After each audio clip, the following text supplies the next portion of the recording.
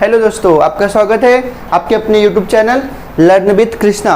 जैसा कि हम लोग का टॉपिक रीजनिंग का चल रहा था, वो काफ़ी दिन से वो बीच में ड्रॉप हो गया था, तो आज वो क्लास फिर से कंटिन्यू होने जा रही है।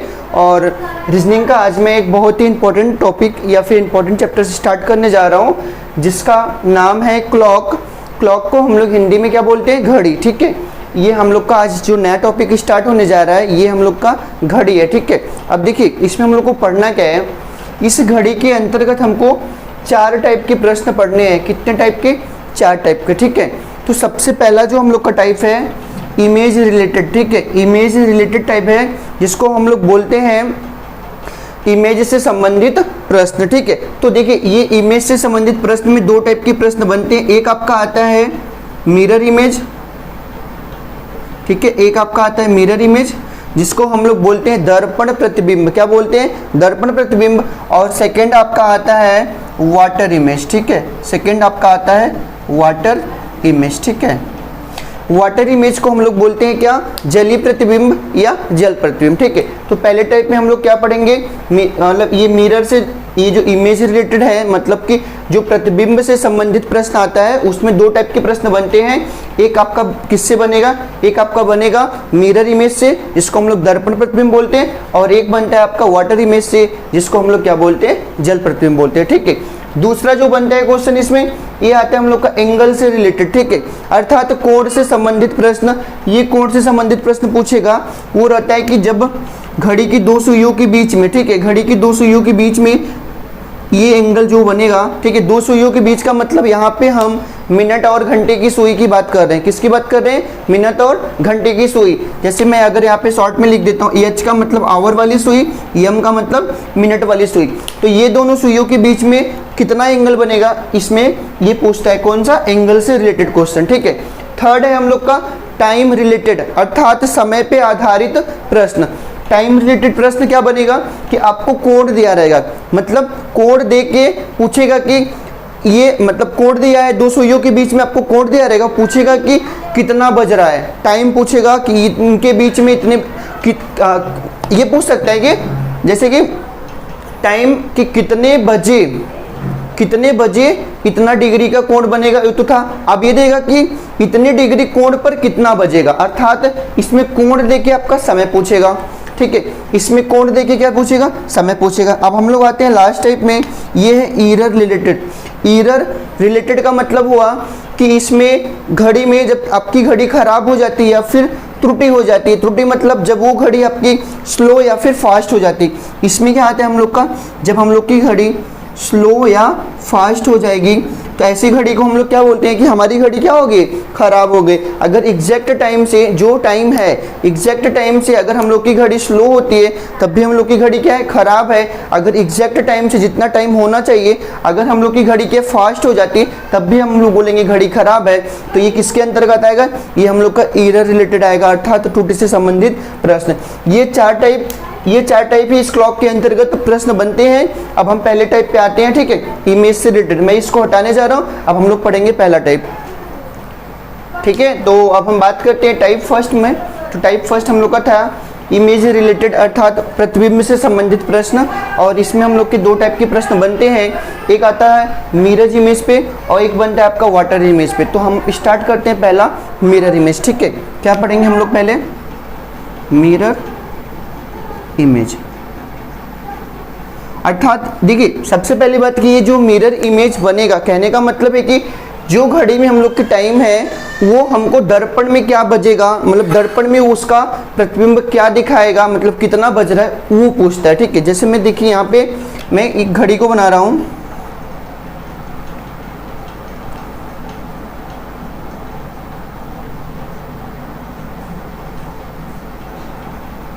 ठीक है, ये हम लोग का क्लॉक हो गया।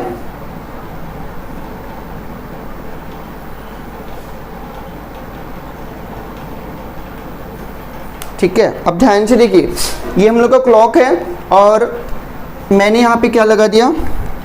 मिरर। ठीक है, ये जो है ये क्या हम लोग का मिरर है, इसको मैं यम लिख देता हूँ। यम का मतलब मिरर। अब ये देखिए, ध्यान से देखिए आप लोग, कि इस घड़ी में आपको दिख रहा होगा कि इस घड़ी में आपको 8 बज रहा है। कितना बज रहा है? ये छोटी वाली सुई अर्थात घंटे वाली सुई 8 पे है और मिनट वाली सुई 12 पे है, तो कितना बज रहा है? 8 बजे। ये घड़ी में हमको 8 बज रहा है और मैंने यहाँ पे क्या लगा दिया? एक दर्पण लगा दिया अर्थात एक मिरर लगा दिया। अब उस मिरर में क्या दिखाई देगा? ऐसा क्वेश्चन एग्जाम में पूछा जाता है। ठीक है, मतलब घड़ी में टाइम देख के मिरर में पूछेगा कि कितना बज रहा है। ठीक है, बहुत ही सिंपल वे में मैं आपको समझाऊंगा और आपको बिल्कुल समझ में आएगा। ध्यान से देखिए, सबसे पहला चीज कि इस मिरर इमेज में होता क्या है। इस मिरर इमेज में होता है हम लोग का, देखिए ये जो हम लोग का राइट और लेफ्ट होता है अर्थात दायां और बायां, क्या? Right and left. ठीक है, ये राइट और लेफ्ट क्या होते हैं? ये चेंज हो जाते हैं, ये आपस में क्या होते हैं? ये चेंज हो जाते हैं, ये चेंज हो जाते हैं जब वो प्रतिबिंब किस में दिखता है? दर्पण में दिखता है। अर्थात आप कह सकते हैं कि दर्पण में जब प्रतिबिंब बनेगा तो राइट पोजीशन लेफ्ट में हो जाएगा और लेफ्ट पोजीशन कहाँ चला जाएगा? राइट में चला जाएगा। पहली बात ये आपको पता होनी चाहिए। दूसरा, इसमें आपका up and down, up and down मतलब हुआ ऊपर और नीचे का जो पोजीशन होता है वो चेंज नहीं होता। मतलब ऊपर और नीचे का जो पोजीशन होगा ये क्या होता है? ये नो चेंज, ये आपका नो चेंज होता है। बट ये जो लेफ्ट और राइट पोजीशन होता है ये क्या हो जाएगा? चेंज हो जाएगा। ठीक है, जैसे ये देखिए, ये मेरा दायां हाथ क्या राइट होगा, ये बायां हाथ क्या होगा? लेफ्ट हो गया। तो जब हम लोग इसमें अर्थात किसमें? दर्पण में देखेंगे तो ये देखिए, ध्यान से देखिए, दर्पण में देखने पे राइट लेफ्ट होता है, लेफ्ट राइट होता है। तो इस टाइम आपको 8 बज रहा है, ये पोजीशन आपका लेफ्ट साइड में है, तो ये कहाँ पे चला जाएगा? ये राइट साइड में चला जाएगा। कहाँ पे? राइट साइड में। तो अगर आप इसका एनालिसिस करेंगे तो आपको कुछ ऐसा दिखेगा। ठीक है,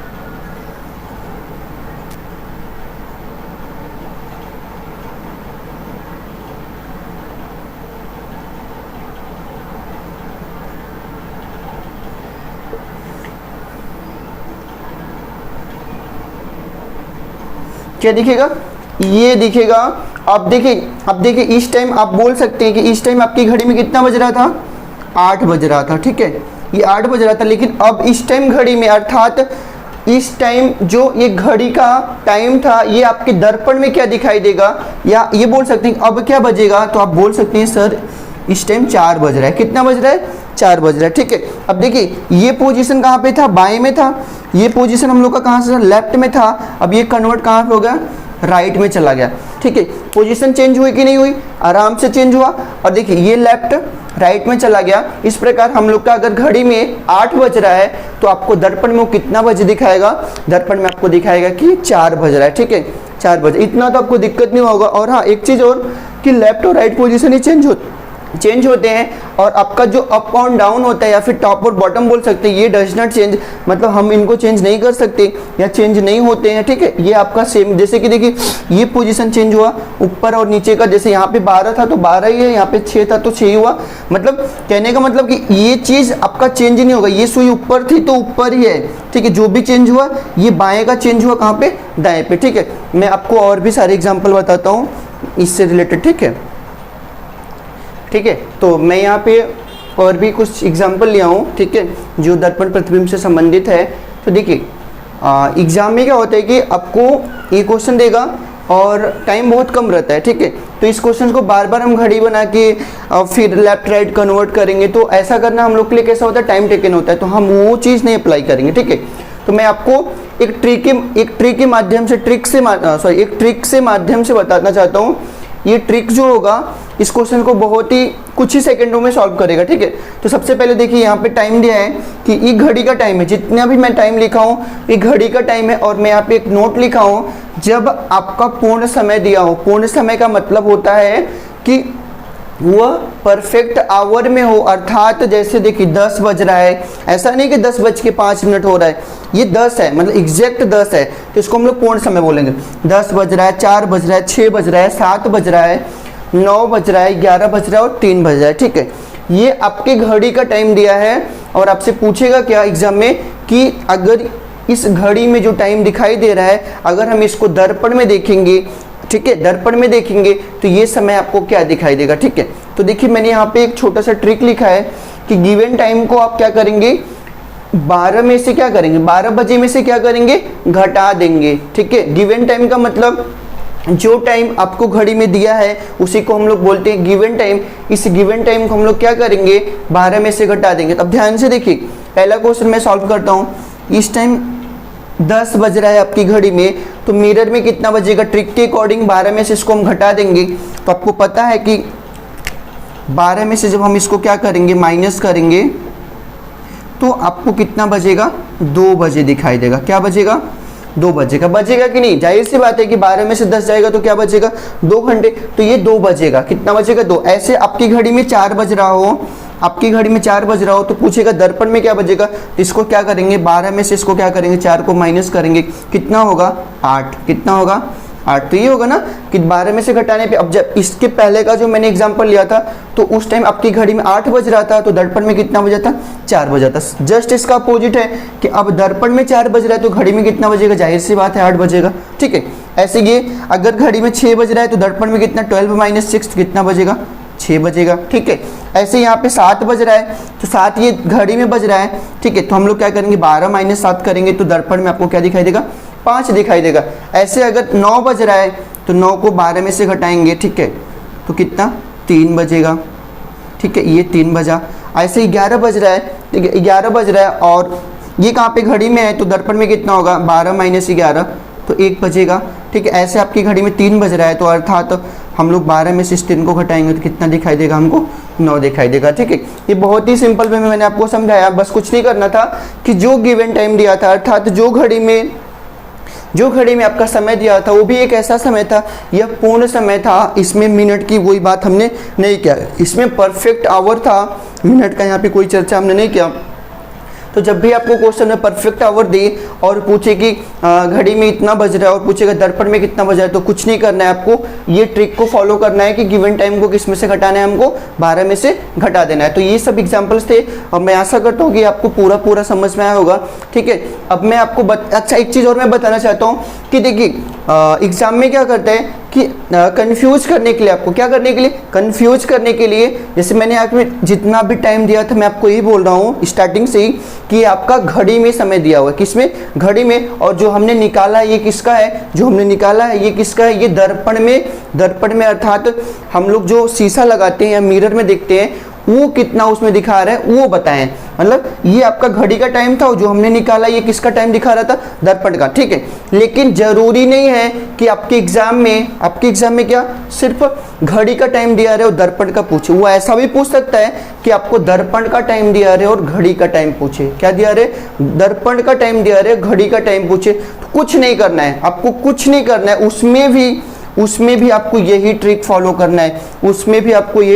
करना है, मैं यही एग्जांपल में आपको समझाना चाहता हूँ। जैसे देखिए ये जो टाइम निकला था 9 बजे, ये हम लोग का मिरर में था, अर्थात ये जो टाइम दिख रहा था हमको किस में दिख रहा था, दर्पण में। कितना बज रहा था, 9 बज रहा था।